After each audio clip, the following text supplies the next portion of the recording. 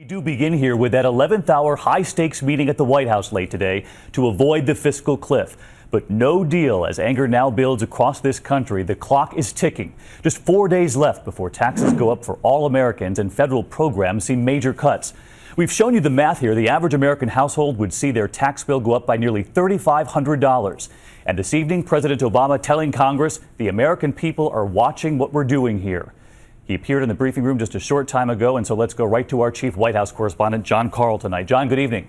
Good evening, David. There are finally signs of life here in Washington. After meeting with congressional leaders here at the White House, the president pronounced himself modestly optimistic that a bipartisan agreement can finally be struck that would prevent taxes from going up on virtually everybody in just 4 days. After meeting with the congressional leaders, the president said there would be one more effort to come to a bipartisan agreement to avoid the fiscal cliff. The hour for immediate action is here. It is now.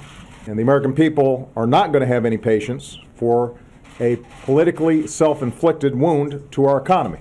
And there are signs of progress. Senate leaders Harry Reid and Mitch McConnell have agreed to spend the next 24 hours trying to come to a bipartisan agreement on a smaller fallback plan to keep at least some taxes from going up.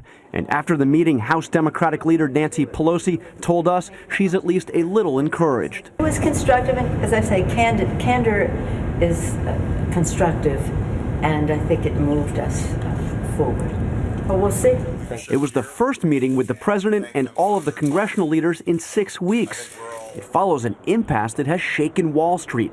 The Dow down more than 400 points since talks stalled last week.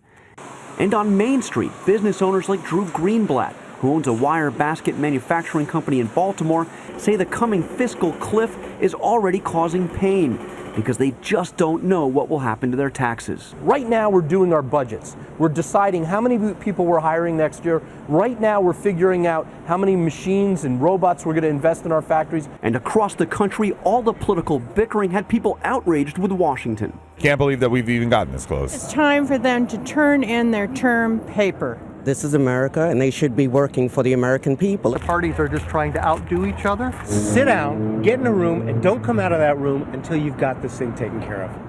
The next 24 hours will tell us whether or not this will be successful. Harry Reid, the top Democrat in the Senate, and Mitch McConnell, the top Republican, are going to be working together to try to come to some bipartisan agreement. And then on Sunday, what will happen is they will try to present that agreement to the rank and file members of the Senate and then on to the House to see if it can actually pass. It won't be easy, and even if they can pull this off, it will be what the president called the bare minimum.